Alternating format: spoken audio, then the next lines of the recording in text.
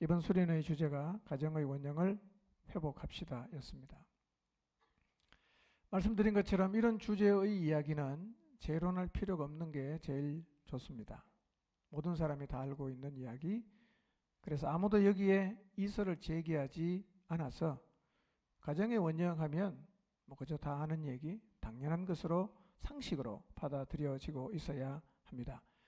그런데 지금 우리는 이 주제의 이야기를 다시 들어야 하는 때를 살고 있습니다. 그것도 매우 진지하게 그리고 절박한 마음으로 다시 들어야 하는 때를 살고 있습니다. 너무 안타까운 일입니다. 그래서 수련회를 통해서 우리는 가정의 원형이 무엇인지에 대해서, 가정 안에 있는 구성원의 역할이 무엇인지에 대해서 말씀을 상고했습니다. 가족 구성원의 역할에 대한 가치가 흔들린 것은 좀 더 시간이 오래 됐습니다. 그래서 가족 구성원이 자기가 가정 안에서 뭘 해야 되는지를 잘 몰라서 가정들이 많이 허물어졌는데 그것은 뭐 역사가 오래됐습니다.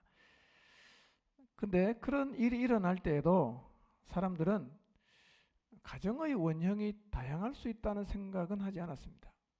그런데 이제 가정의 원형이 다양할 수 있다는 생각이 물밀듯이 밀려오고 있습니다. 너무 급작스럽게 그리고 세차게 밀려와서 당황스럽기도 하지만 짧은 시간 안에 굉장히 강도가 세게 밀려와서 시간이 얼마 지나지 않았는데 많은 사람들에게 이 생각이 괜찮겠다 그렇게 스며 들어가고 있습니다. 이런 측면에서 보면 지금 한국 사회는 대단히 혼란스럽습니다. 우리가 알고 있는 것처럼 가정의 원형은 남자 아버지와 여자 어머니와 자녀들로 구성이 되는 것이었습니다. 그런데 이제는 그것도 맞지만 꼭 그것 하나만이 아니라 다양할 수 있다라는 주장이 점점 큰 목소리를 내고 있습니다. 물론 대다수의 사람들은 가정의 원형이 다양할 수 있다는 생각에 동의하지 않습니다. 그리고 그런 삶을 살지 않을 것입니다. 그런데 문제는 동의는 하지 않는데 그렇게 사는 것을 내가 간섭하지 않겠다는 생각, 그리고 그것은 개인이 선택할 수 있는 자유라고 생각하는 사람이 많아지고 있다는 것입니다. 이렇게 되면 결국 가정의 원형이 다양할 수 있다는 것을 법으로 규정하는 것도 가능할 수 있게 됩니다. 그런데 이것은요, 가정과 사회와 교회의 건강을 흔드는 일이기 때문에 우리가 심각하게 보아야 하는 부분입니다. 왜 가정의 건강을 흔드는 일이 우리 세대에 와서 이렇게 거세게 일어나고 있는 것일까요? 어떻게 하다 보니까 세상이 이렇게 흘러가고 있는 걸까요? 전혀 의도한 바가 없는데 우연히 세상이 이런 방향으로 지금 가는 걸까요? 아니면 누군가가 목적을 가지고 이 방향으로 처음부터 밀고 온 것일까요? 결코 우연이 아닙니다. 지금 흘러가는 이 세상의 흐름은 가정이 무너지면 세상이 엉망이 된다는 사실을 알고 있는 그 누군가가 세상을 엉망으로 만들기 위해서 가정을 타깃으로 정해놓고 집중적으로 무너뜨리려는 시도를 하고 있습니다. 그런데 가정이 무너지면 사회가 무너지고 가정이 무너지면 교회가 무너진다는 사실을 알고 오랜 시간에 걸쳐서 이 일을 할 수 있는 존재가 누구겠어요? 사람은 아닙니다. 왜냐하면 사람은 수천 년을 살 수가 없어요. 이 일을 꾸미고 실행하는 자는 바로 사탄입니다. 하늘에 있는 악의 영, 하늘에서 쫓겨 내려온 온 천하를 미혹한 사탄, 옛뱀, 용, 그가 이 일을 지금 하고 있습니다. 에베소 2장 1절 2절을 쉬운 성경으로 읽겠습니다. 시작.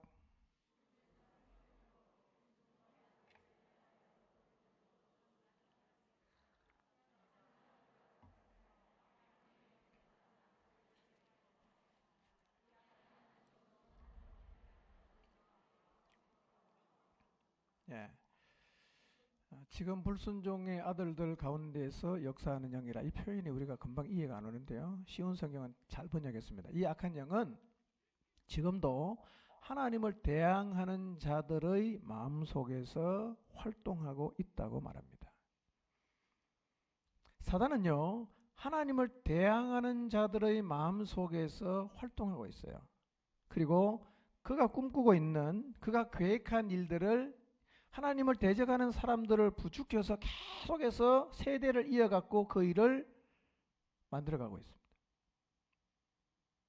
이게 왜 가능하냐면 지금도 이 악한 영은 하나님을 대항하는 사람들의 마음속에서 활동하고 있기 때문입니다. 지금도 활동하고 있습니다.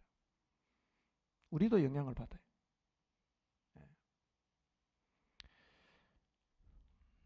근데 이 모든 계략은 갑자기 된 건 아니에요. 굉장히 오래전부터 계획되어 온 일인데, 가장 최근에 그것을 확인할 수 있는 한 사탄 숭배자에 의해 쓰여진 가정과 교회와 국가를 무너뜨리는 10가지 전략이라는 글이 있어요.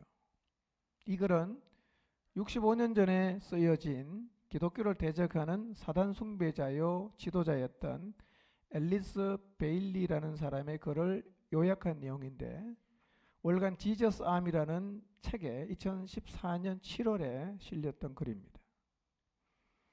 사단 숭배자 앨리스 베일리는 역사상 최고위급 사탄 숭배자들의 지도자고 귀신의 능력에 매우 민감한 영매였습니다. 기독교를 반대하는 가장 강력한 적대자였던 그녀가 이 책을 쓴 목적이 뭐냐면, 세상으로 하여금 기독교를 대체할 수 있는 대체 가치 체계를 만들게 하는 것이었습니다. 그녀는 자신의 책에 기록된 모든 것들은 영계로부터 직접 왔고 자신의 창작물은 하나도 없다고 했습니다. 그녀에게 책의 내용을 받아 쓰도록 구술한 3마리의 주신급 영들이 있었다고 합니다. 또한 앨리스 베일리가 기독교 가치 체계를 악한 것으로 대처하는데 실천적으로 사용했던 전략이 뭐냐면, 노인들을 상대하지 않고 어린아이들을 공략하는 것이었습니다. 굉장히 중요한 얘기입니다. 어른이 아니라 애들을 공략하는 거예요. 앨리스 베일리가 65년 전에 주창한 10가지 전략을 살펴보면 오늘날 각국 의회와 정부가 추진하고 있는 정책하고 똑같습니다. 앨리스가 수립한 이 전략 핵심은 사회 각 분야에서 하나님을 추방해서 기독교 전통을 말살하고 건전한 가정을 파괴하고 음란과 퇴폐의 영을 퍼뜨려서 국가와 사회를 타락시키는 것입니다. 이 앨리스 베일리라는 여자가 사단에게 받은 10가지 전략, 제가 지금 소개할 텐데요. 제가 이걸 보면서 소름이 끼치더라고요. 거의 다 이루어졌어요.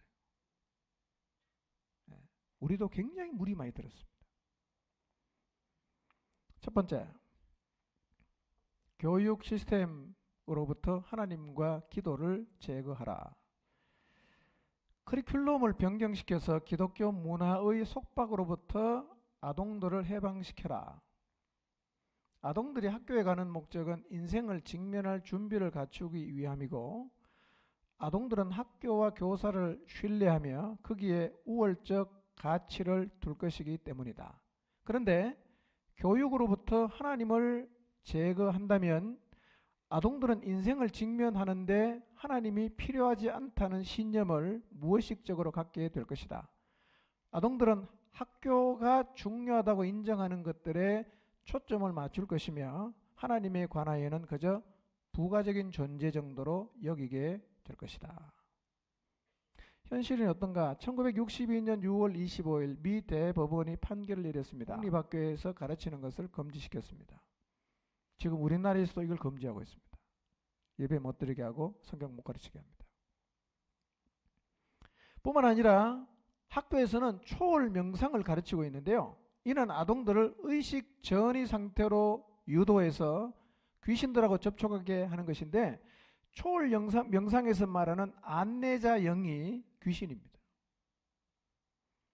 두 번째, 아동들에 대한 부모의 권위를 축소시켜라. 이 전략이에요. 부모와 자식 사이의 의사소통을 끊어라. 부모들이 자신들이 지키는 기독교적 전통을 자녀들에게 물려주지 못하게 하므로 부모의 전통이라는 속박으로부터 아동을 해방시켜라. 어떻게 시키냐? 구체적인 방법을 제시했습니다. 첫째, 아동의 권리를 과잉되게 신장시켜라. 아이를 자꾸 권리를 많이 줘서 결국은 부모 말을 듣지 않도록 하라는 거예요. 실제로 1997년, 98년에 남아프리카 공화국은 유엔이 제정한 유니세프 헌장의 아동 권리를 국내 법으로 만들었습니다. 오늘날 아동은 부모에게 이렇게 말할 수 있어요. 나는 그런 거 듣고 싶지 않아요. 내게 말씀하는 대로 하고 싶지 않습니다. 라고 말할 수 있다는 거예요. 교사들도 아동들을 야단칠 수 없습니다. 아동들은 일어나서 선생님에게 이렇게 말할 수 있어요. 내게는 권리가 있습니다. 내게 그런 식으로 말하지 마세요. 라고 말할 수 있어요. 현실이. 여러분, 아이의 권리를 과잉되게 신장시키는 거 여러분 잘 생각해 봐야 됩니다. 성경대로 가야 됩니다. 둘째, 체벌을 금지하라. 폐지하라. 이는 거의 세계 각국에서 다 법제화 됐습니다. 세 번째, 교사들은 10가지 전략의 실행 요원이다. 이 10가지 전략을 실행하는 요원이 교사라는 겁니다. 교사는 아이들에게 내 부모는 너에게 기도하라거나 성경을 읽으라고 강요할 권리가 없다. 너는 너 자신이다. 너 자신의 권리를 갖고 있다. 너 자신을 발견해야 한다. 자기 표출, 자아 실현, 자아 성취 등은 다 즐거운 언어들이다. 너는 그것을 이루어야 한다. 라고 가르치라. 근데 이미 한국에도 이런 교사가 많습니다. 네. 서양에서는요, 아동이 7살이 되면 교사가 너는 부모의 신앙을 따를 것인지 말 것인지 선택할 권리를 가졌다. 부모는 자기 신앙을 너에게 강요할 수 없도록 규정되어 있다라고 가르칩니다. 고리를 끊겠다는 거죠. 신앙적 전통의 고리를 법으로 끊겠다는 게 사탄의 전략이에요. 근데 만약에 오늘 여기 있는 학생들이 부모로부터 신앙교육을 받는 것에 대해서 반감을 가지고 대답하면 이런 식으로 반응하면 사탄의 전략을 고스란히 지금 다 따라가고 있는 거예요. 세 번째 전략입니다. 기독교 가정구조 또는 전통적 기독교 가정구조를 파괴하라. 전통적 기독교 가정구조의 억압은 견딜 수 없다.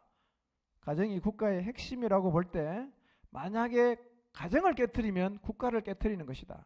그러므로 전통적 가정구조의 감금 상태로부터 사람들을 해방을 시켜라. 구체적인 방법이 첫째, 성문란을 조장하라. 젊은 층들로 하여금 혼전 섹스를 유행시키고 프리섹스를 하게 하고 섹스를 즐기는 쾌락이 인생 최고의 기쁨이라고 미화시키고 장려해라. 그리고 모든 사람이 심지어 혼외 정사에조차 성적 능동성을 보이는 것에 긍지를 느끼도록 조장하라. 슬프게도 우리 사회에도 이미 이렇게 됐습니다. 성경은 이렇게 말합니다. 에베소서 5장 3절에서 5절 같이 읽어보겠습니다. 3절과 5절 시작.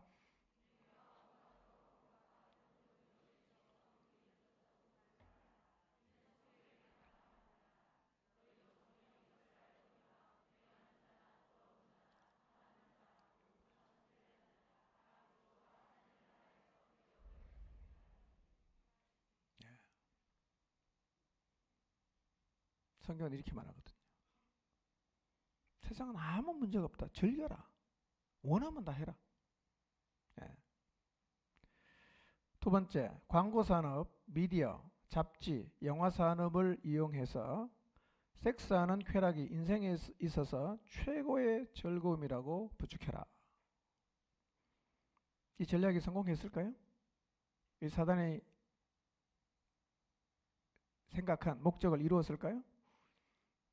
광고판을 보세요. 사람들의 주의력을 끌기 위해서 모든 수단을 동원하고 있는데 오늘날 섹스 코드가 빠진 광고는 하나도 없을 정도입니다. 아이스크림 광고도 여성의 허벅지와 비키니 차림이 나와야 사람들이 봅니다.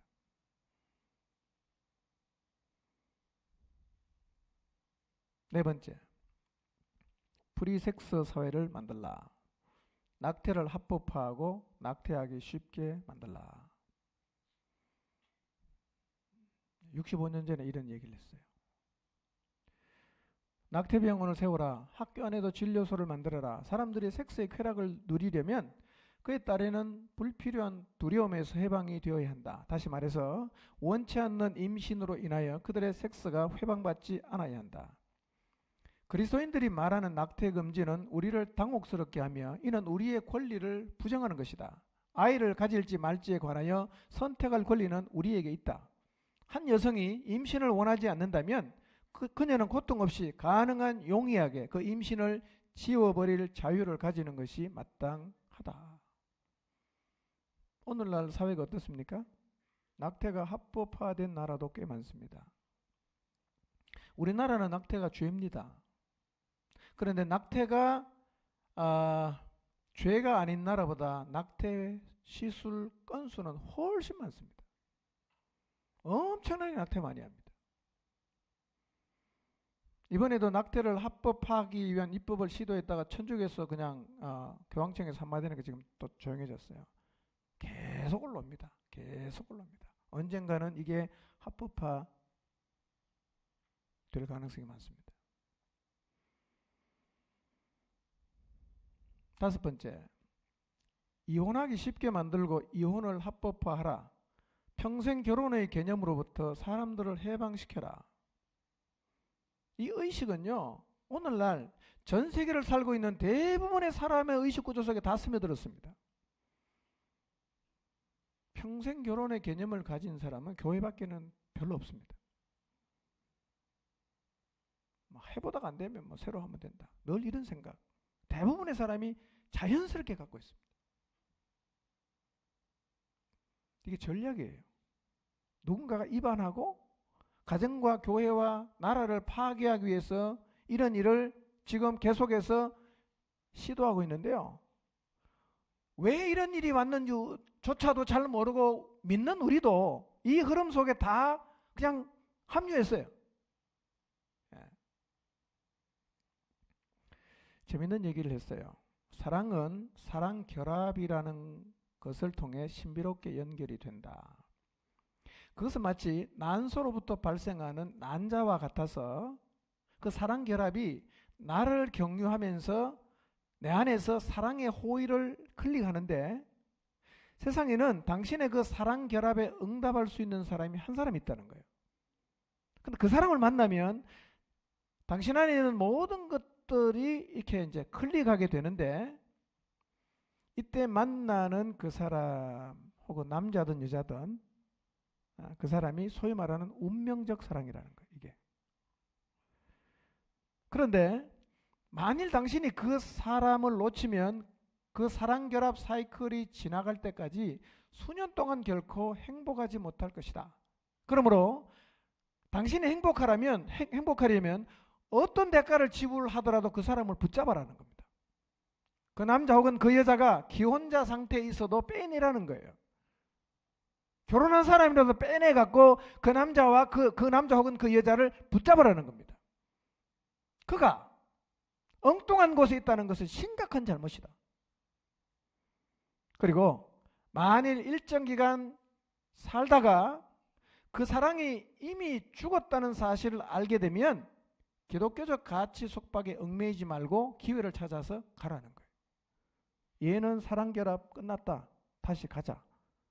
가라는 거예요. 이 내용에는 동의 안 해도요.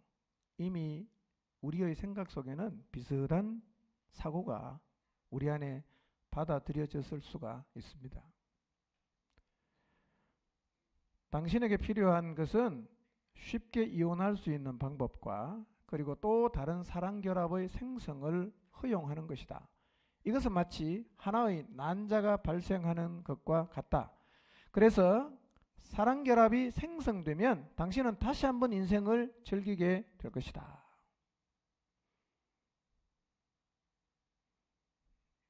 운명적 사랑. 혹시 그런데 꽂힌 사람 계십니까? 성경은 이렇게 말합니다. 마태복음 19장 6절입니다. 읽습니다. 시작.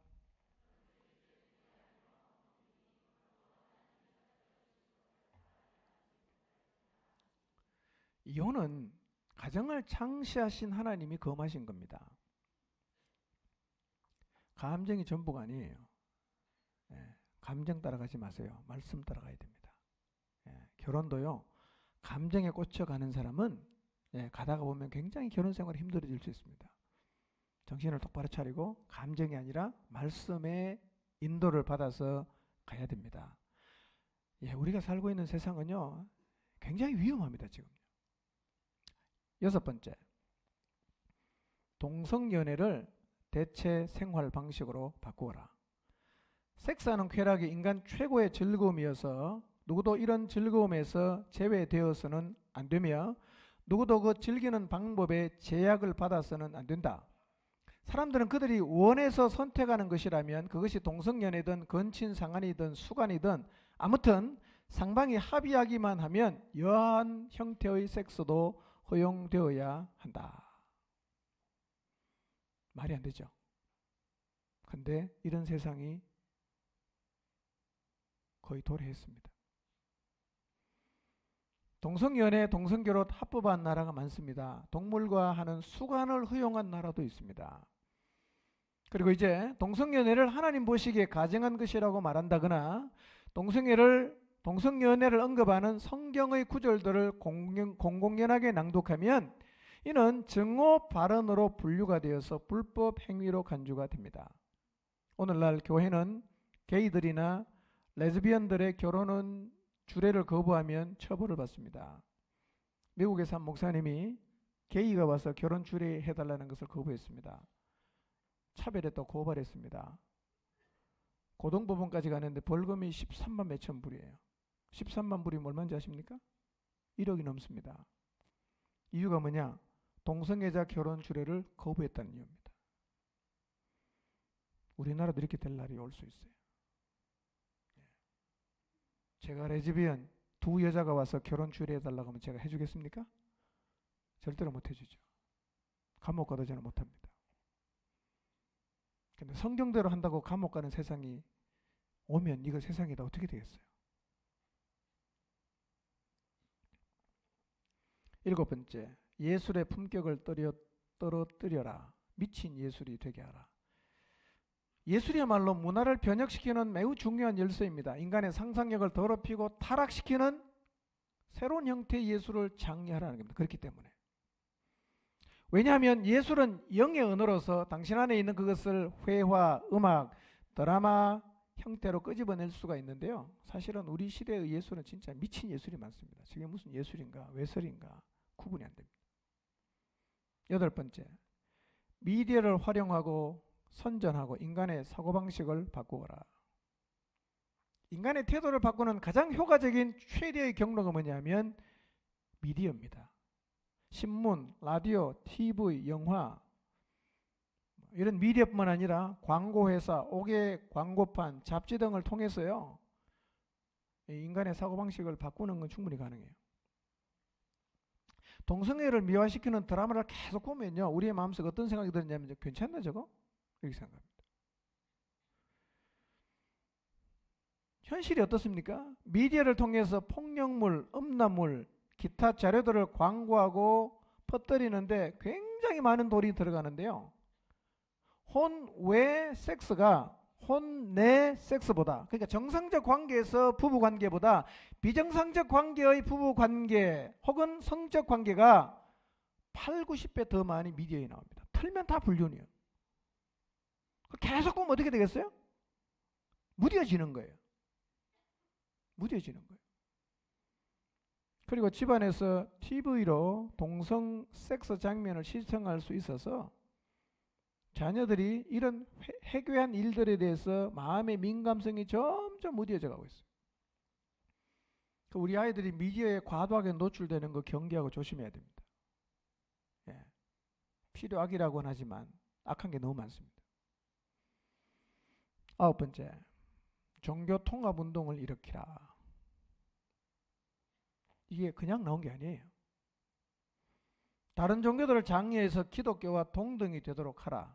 자신들만의 천국에 갈 수 있는 유일한 길이라는 기독교의 주장을 분쇄하라. 그리함으로 기독교는 격화될 것이고 여타 종교들이 신장될 것이다. 인간이 자신의 미래와 운명을 결정짓는다는 점에서 인간의 중요성을 부각시켜라.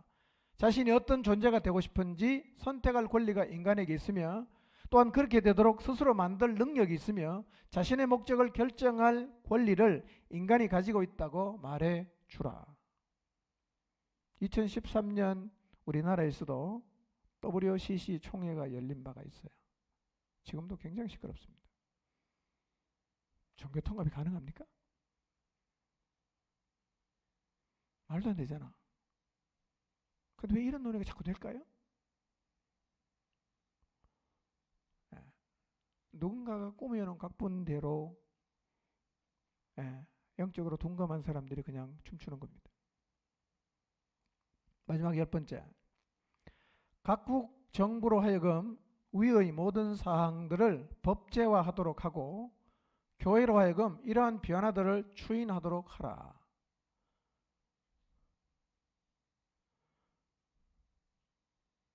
교회가 이런 변화를 추인하고 있습니다. 지금 교회가 많은 교단들이 동성애를 인정합니다. 수용합니다. 그리고 동성애가 성직자가 될 수 있는 길도 열어놓은 데가 많습니다. 주교가 동성애자예요.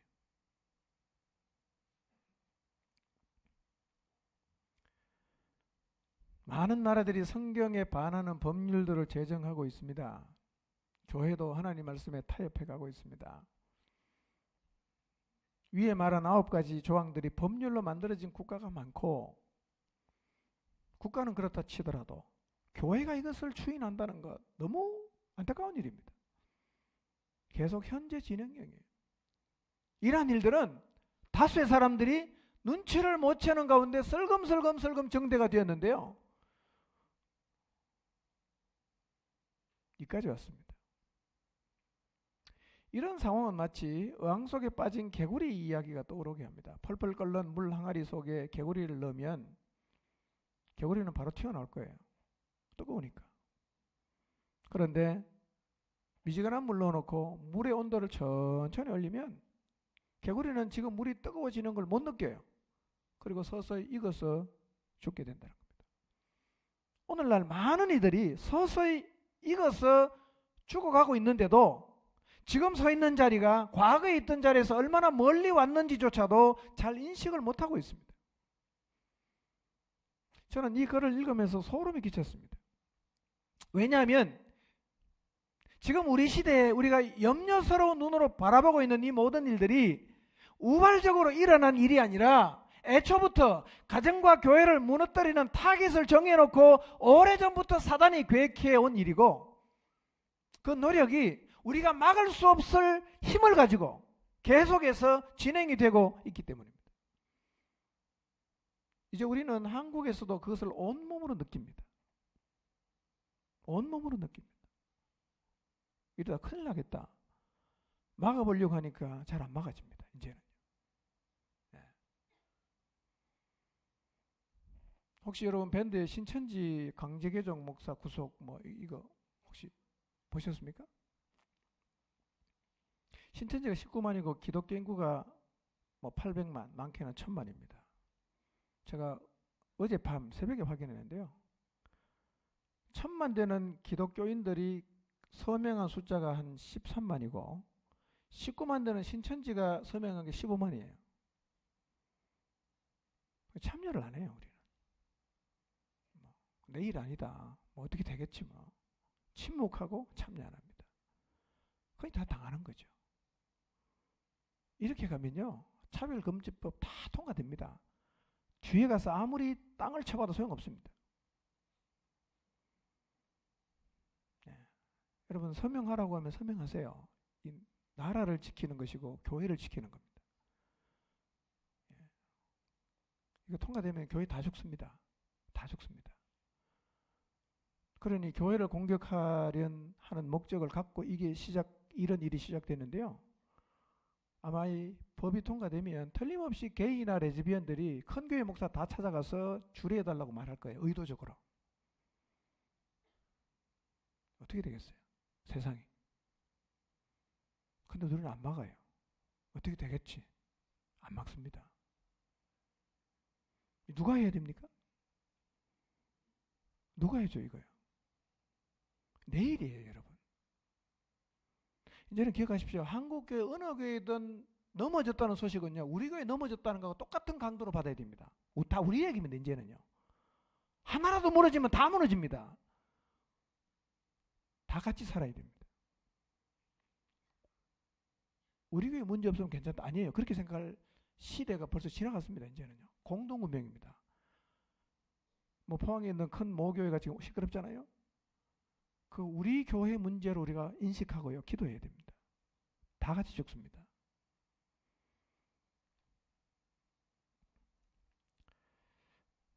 다시 한번 우리 시대를 돌아봅시다.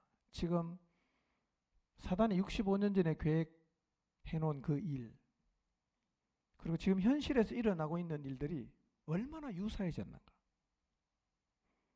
자, 다시 한번 보겠습니다. 화면을 좀 비춰주시고요. 교육 시스템으로부터 하나님과 기도를 제거하라. 이루어졌습니다. 아동들에 대한 부모의 권위를 축소시켜라. 거의 다 이루어졌습니다. 자식을 과잉 보호하고 자식의 권리를 지나치게 존중하는 게 성경적이지 않습니다, 여러분. 예, 정신 차려야 됩니다. 어디서 이런 일이 나왔는지를 잘 이해를 하셔야 돼요. 세 번째, 기독교 가정 구조 및 전통적 기독교 가정 구조를 파괴하라. 아동의 권리가 신장이 되면 자동적으로 따라가게 되어 있습니다. 그거 이루어졌어요. 네 번째, 프리섹스 사회를 만들어라. 낙태를 합법화하고 낙태하기 쉽게 만들어라. 다 이루어졌죠, 벌써? 다 이루어졌습니다. 다섯 번째, 이혼하기 쉽게 만들고 이혼을 합법화하라. 평생 결혼의 개념으로부터 사람들을 해방시켜라. 거의 이루어졌습니다. 동성연애를 대체 생활 방식으로 만들라. 지금 다 이루어졌습니다. 예술의 품격을 떨어뜨리라. 이루어졌습니다. 미디어를 활용하고 선전해서 인간의 사고방식을 바꾸어라. 이거요, 다 압니다, 사람들. 그래서요, 정권이 바뀌면 제일 먼저 뭐부터 잡습니까? 방송부터 잡습니다. 그 영향이 얼마나 큰지를 아니까요. 종교통합운동 일으켜라. 이루어졌어요. 각국 정부로 하여금 위의 모든 사항을 법제화하도록 하고 교회로 하여금 이러한 변화들을 추인하도록 하라. 이루어졌잖아요.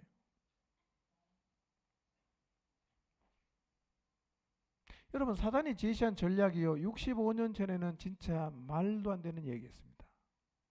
다 콧방귀입니다. 미쳤다. 그런 세상이 오겠냐? 절대로 안 온다. 그리고 그때는요, 이 사단의 전략을 받아들일 사람이 정말 없었습니다. 그런데 지금은 어떻게 그렇게 많은 사람들이 이걸 다 받아들일까요? 전략이 있는 거죠. 전략이 뭡니까? 인권이라는 이름으로 아동의 권리를 과잉되게 신장을 시킵니다. 그리고 사람들의 머릿속에 죄라는 것은 원래부터 없는 거다. 죄는 원래 없어. 하고 싶은 대로 하면 되는 거지. 죄가 어디 있어? 이렇게 거짓된 철학을 가지고 사람들의 머리를 완전히 세뇌시켰습니다. 그래서 사람들의 정욕을 부추겨서 쾌락을 추구하는 것이 인생의 최고의 기쁨이라고 사람들의 생각과 가치를 완전히 바꿔버렸습니다. 우리 다 물들었어요. 이제 우리 세대 사람들에게 이 사탄의 거짓말은 거슬러 갈 수 없는 대세가 되고 말았습니다. 방종하는 것을 인권이라는 좋은 단어로 포장해서 자기 마음대로 죄 짓는 것을 보호하고, 그거를 죄라고 말하면, 그거를 반대하면 바로 나오는 말이 수구꼴통이다. 이렇게 사람들을 한마디로 폄하시켜버립니다. 거짓이 너무 난무하고 모든 사람이 다 속고 있으니까 진리를 말하는 사람이 미친 사람입니다. 우리 시대는 말을 못해. 다 미쳤다 그래요. 우리가 정신 차려야 됩니다. 우리가 정신 차려야 됩니다. 본문을 다시 한번 읽어보겠습니다. 시작.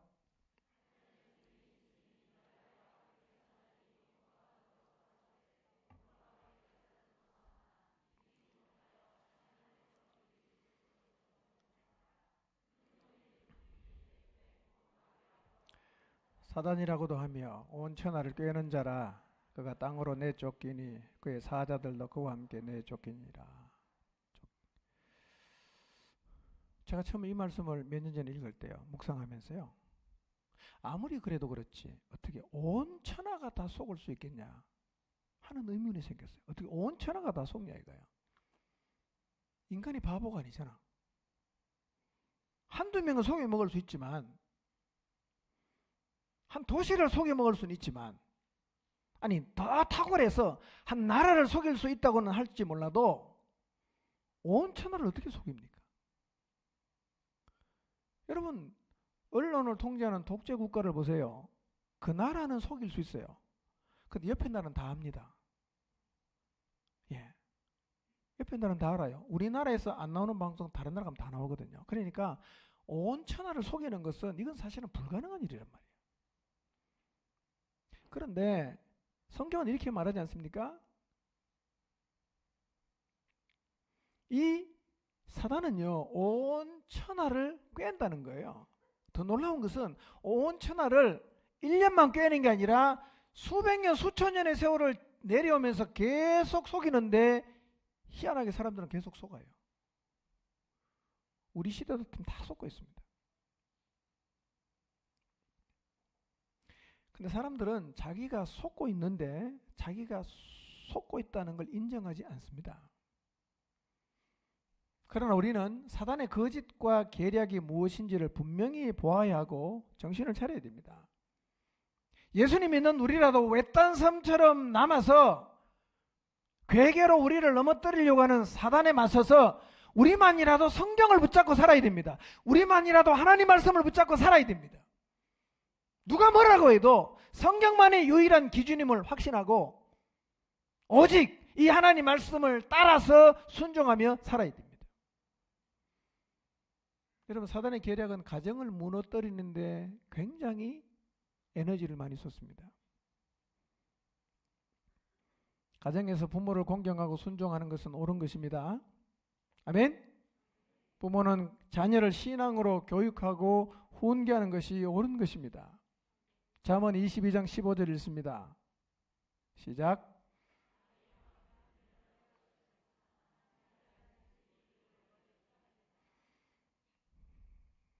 이건 아이를 그냥 무자비하게 때리라 그런 얘기는 아니에요. 그러나 법적으로 체벌을 금지했어요. 성경 뭐라고 말합니까? 아이의 마음에 얽힌 미련함은 뭐가 없애준다고요? 채찍이 없애준다. 누가 말했습니까? 인간을 창조하신 하나님이 하신 말씀이요. 이게 맞겠습니까? 틀리겠습니까? 이게 맞아요. 요즘 젊은 세대들 정신 차리십시오. 아이를 체벌 안 하는 게 이게 사랑 아니에요. 성경대로 하세요. 아이를 방치하는 것도 문제지만 아이를 우상 만드는 것도 보통 문제가 아니에요, 그게. 동성애를 하지 않는 것이 옳은 것입니다. 섹스가 인생의 유일한 즐거움이 아닙니다. 이혼을 하지 않는 것도 옳은 것입니다. 종교 통합 말도 안 되는 일입니다. 이런 일이 버젓이 우리 시대에 벌어지고 있지만 하나님을 믿는 우리는 정신을 바짝 차리고 하나님 말씀으로 무장해서 마귀의 괴계를, 거짓을, 속임수를 대적하고 나가야 됩니다. 사단이 가정과 교회를 무너뜨리기 위해서 주안점을 두고 있는 두 가지가 있습니다. 오늘 이거 제가 말씀드리고 말씀을 마치려고 합니다. 잘 기억하시기 바랍니다. 사단이 가정과 교회를 무너뜨리기 위해서 주안점을 두고 있는 게 두 가지가 있는데, 첫째가 그게 뭐냐? 권위를 무너뜨리는 거예요. 권위를 무너뜨리는 거. 심각한 겁니다. 어느 틈엔가 우리 사회에 권위가 없어지는데요, 이게 그냥 흘러가는 게 아니라 뭔가 조의가 있어요. 이게 사단은요, 미련함과 어리석음이 있는 아이들의 권리를 인권이라는 이름으로 신장을 시켜서 부모가 간섭하지도 교육하지도 못하게 만들었고 이게 점점 법으로 강화되고 있습니다. 이제는. 앞으로는 내 자식도 내가 신앙교육을 못 시키는 시대가 도래할 거예요. 아이가 뭘 합니까? 아이가 성숙합니까? 어떻게 아이가 하는 마음대로 하도록 내버려 두는 게 그게 사랑입니까?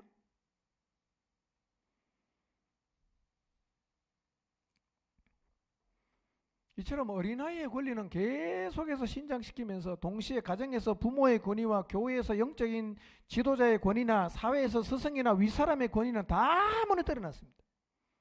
지금 우리 사회는 권위가 없어요. 권위를 인정 안 하는 것이 시대를 앞서가는 사람이고 권위를 인정 안 하는 사람이 똑똑한 사람으로 인정을 받는 시대를 우리가 살고 있어요. 그런데 성경을 믿는 우리도 가정에서 권위를 무시하고 부모를 가치 있게 여기지 않는다면 우리도 사단이 지금 뭔가 목적을 가지고 끌고 가는 이 흐름에 나도 참여하고 있는 거예요. 여러분 부모 공경하세요. 교회 안에서 영적 지도자의 권위 인정해야 됩니다. 공경해야 됩니다. 순종해야 됩니다. 아멘입니까? 여러분 사회나 교회나 권위가 무너지면 유지가 안 되게 되어 있습니다. 여러분. 그럼 가정의 자식이 다 논리로 부모가 대들고 힘으로 붙으면 부모가 어떻게 자식을 교육합니까? 개판되는 겁니다. 그게.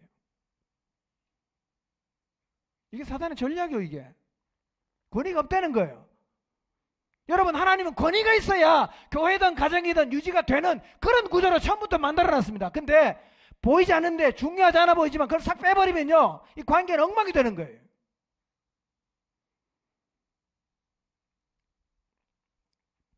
권위가 살아나야 됩니다. 가정에서 권위가 살아나야 됩니다. 목장과 교회에서 권위가 살아나야 됩니다. 이게 있어야 다 살아나는 거예요. 여러분 가정에 가서 부모의 권위 인정해보세요. 가정에 사는가 죽는가 해보세요. 반대로 부모의 권위를 무시하고 부모를 노인네 취급하고 밥만 축내는 노인네로 취급을 해보세요. 가정이 사는가? 다 죽게 되어 있습니다. 왜냐하면 인간을 창조하시고 가정을 만드신 하나님이 가르치신 원리대로 가야 다 살아나는 거예요. 아멘입니까?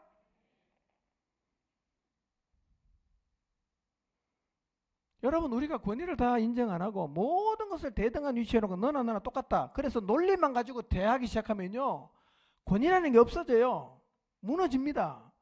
여러분 부모의 권위는 부모가 세우는 게 아니에요. 누가 세웁니까? 자녀가 세워주는 거예요. 자식이 부모의 권위를 인정 안 하면 부모는 당할 수밖에 없습니다. 어쩔 수 없어요. 그건요. 자녀가 부모를 무시하고 가치 없게 생각하고 밥만 축내는 노인네, 늙은이 취급하면 부모의 권위는 없어지죠. 그렇게 대우해 보세요. 어쩔 수 없습니다. 부모는 당할 수 있어요. 문제는 그 행동이 그걸로 끝나지 않는다는 겁니다. 그게 바로 자식에게 그대로 흘러갑니다. 대를 물려가는 거예요. 고려장에 관한 이야기입니다. 어느 날 연로하신 어머니를 고려장하기 위해서 아들이 낡은 지게에다가 엄마를 싣고 자기 아들과 함께 깊은 산속으로 갔습니다. 그 가는 도중에 연로하신 어머니는 계속해서 나뭇가지를 꺾어서 표시를 해놓습니다. 자식이 자기를 버리고 돌아갈 때 길을 잃어버리지 말라고 계속 꺾어요. 자식은 어머니의 깊은 속을 헤아리지 못합니다. 이윽고 깊은 산속에 도착해서 지게와 함께 어머니를 그곳에 버리고 돌아서 내려오는데 어린 아들이 그 헌 지게를 메고 따라오는 거예요. 의아해서 아버지가 아들에게 묻습니다. 얘야, 그 쓸모없는 헌 지게는 왜 가지고 내려오니? 아들이 대답합니다. 나도 이 다음에 아버지가 늙으면 이 지게로 아버지를 내다 버려야 되잖아요. 그렇게 말하더랍니다. 여러분이 부모에게 되돌아보세요. 그걸 바라보고 있는 여러분 자식도 여러분에게 똑같이 그렇게 합니다. 그걸 원하지 않죠? 그건 이미 다 가정이 무너진 거예요. 다 허물어진 겁니다. 아들의 한마디에 너무 충격을 받은 아버지가 자기 잘못을 뉘우치고 어머니를 다시 집으로 모셔와서 극진히 모셨다는 이야기가 있습니다. 여러분, 권위를 무너뜨리는 것은 사단의 고도의 전략입니다. 권위를 무너뜨리고 논리와 이성만 가지고 덤벼들지 마세요. 권위가 살아나야 됩니다. 가정에서 여러분의 부모하고 논리만 가지고 얘기하지 마세요. 그 이전에 존중하는 마음이 있어야 됩니다. 이게 다 사는 겁니다. 살자고 하는 얘기요. 앞으로 이런 일이 더 심하게 일어나겠지만 하나님을 믿는 우리는 이 시대를 따라가지 말고 가정을 지키고 교회를 지키고 사회를 지키기 위해서 하나님이 세워주신 권위를 소중하게 여기고 세워가야 합니다. 여러분 가정에서 그리고 교회에서 하나님이 허락하신 권위를 인정하시기를 바랍니다. 이것이 사단을 대적하는 행동이고 하나님 말씀에 순종하는 행위입니다. 아멘입니까? 아무리 똑똑하고 공부를 많이 하고 박사학위 10개 있어도요, 부모 앞에 가면 아이처럼 논리로 부모를 대하는 게 아니에요, 여러분. 부모는 논리로 대하는 게 아닙니다. 힘으로 대하면 그건 짐승이지. 네. 두 번째, 사단이 가정과 교회를 무너뜨리기 위해서 주안점을 두고 있는 영역이 뭐냐? 성적으로 타락하게 하는 거예요. 이거 우리가 정신을 차려야 됩니다. 사단이 세운 전략 그대로 우리 시대도요, 이 섹스가 동성이든 이성이든 결혼한 사람이든 뭐 합의만 되면 문제없다고 받아들이고 있습니다. 정확한 표현이지 원나잇이라고 그러나? 원나잇 들어보셨어요? 처음 만나서 그냥 자는 게 원나잇이랍니다. 처음 만나갖고 그냥 바로 자러 간답니다. 미국 얘기가 아니고 한국 얘기입니다. 젊은이들 사이에 유행을 한다 그래. 그리고 사단은 사람들이 죄책감을 갖지 않도록 다 대비를 해줬어요. 그게 뭐냐? 죄라는 건 없다. 이렇게 우리의 마음을 계속 세뇌를 해놨습니다. 죄라는 건 없다. 죄가 없습니까? 그래서 너무나 문란하게 만들어놨어요.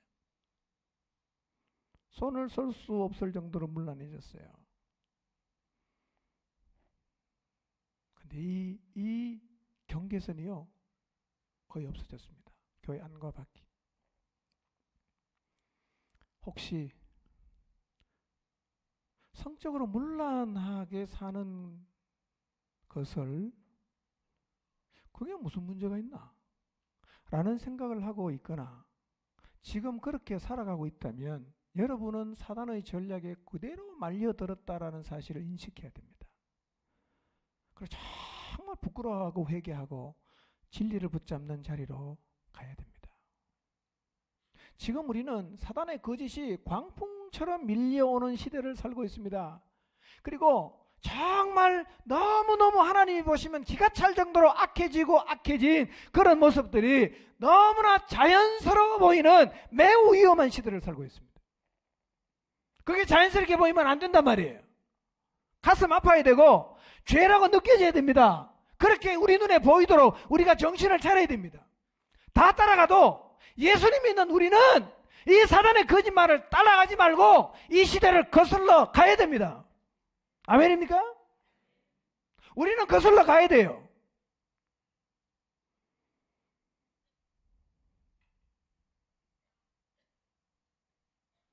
사단이 가정과 교회를 무너뜨리기 위해서 주안점을 두고 있는 두 가지 꼭 기억하세요. 오늘 두 가지 결심하시길 바랍니다. 하나는 하나님이 세우신 권위를 인정하고 그 권위 앞에 겸손하게 복종하겠다. 단호하게 결심하시기를 바랍니다. 이게 옳은 거예요. 부모를 공경하고 순종하라고 했더니만 부모님에게 용돈 드릴 고민을 하는 분이 참 많아졌어요. 고민만 하지 말고 하시기를 바랍니다. 하나님 기뻐하는 거예요. 해야 됩니다. 경어를 쓰는 사람이 있는데 하루 쓰다가 그만둔 사람이 있고 이틀 쓰다가 그만둔 사람이 있고 지금도 쓰는 사람이 있는데요. 다시 경어 쓰세요. 부모는 친구 아닙니다. 친구처럼 지낸다는 말은 친밀함을 의미할 수 있는 단어이긴 하지만 부모 자식은 친구는 아니에요. 부모예요. 부모. 친구처럼 말하지 마세요. 그 나쁜 거예요. 그거요. 나도 알게 모르게 세상에 영향을 받은 거예요. 니도 사람 나도 사람, 부모와 자식 이런 관계입니까? 세상은 지금 그렇게 만들려고 하는 권위를 다 빼버리고 나니까 다 똑같아졌잖아요. 성경 그렇게 말하진 않아요. 그렇게 되면 가정은 다 무너집니다. 부모는 내 위에 내가 존경해야 되고 가치 여겨야 되고 순종해야 되는 대상이에요. 제가 지금 유교를 가르치는 게 아닙니다. 성경을 가르치는 거예요. 부모 공경하시기 바랍니다. 부모에게 경어 쓰시기 바랍니다. 우리 집에 새 자녀는 경어를 쓸까요, 안 쓸까요? 본인에게 물어보세요.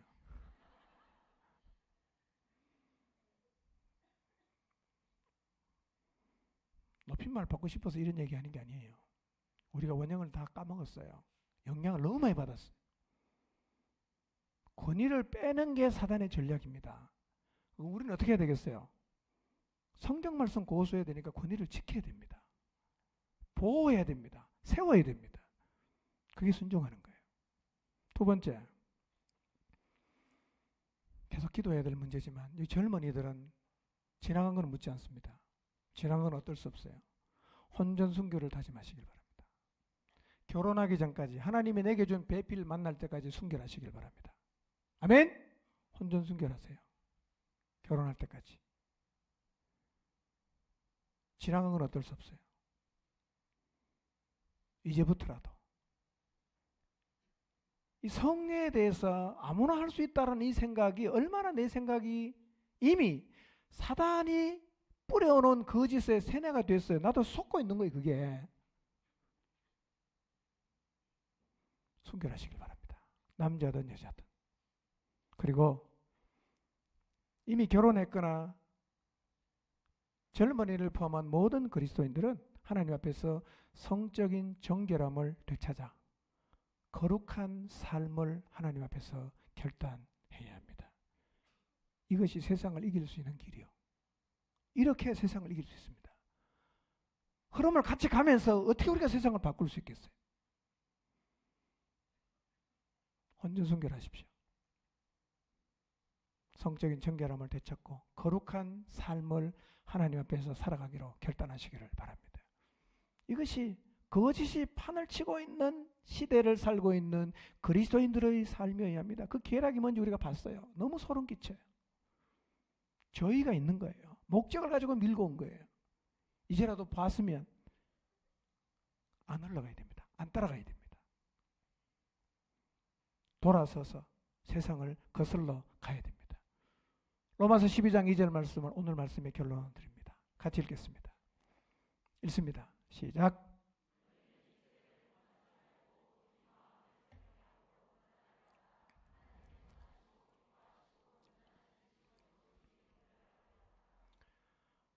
아멘.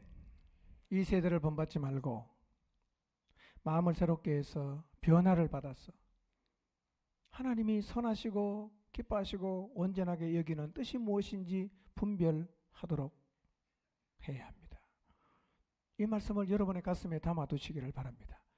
그리고 이 자세만이 사단의 거짓이 판을 치는 시대에 하나님을 믿는 우리들이 취해야 하는 자세임을 마음에 깊이 또 깊이 더 깊이 새기시기를 주님의 이름으로 축원합니다. 기도하겠습니다.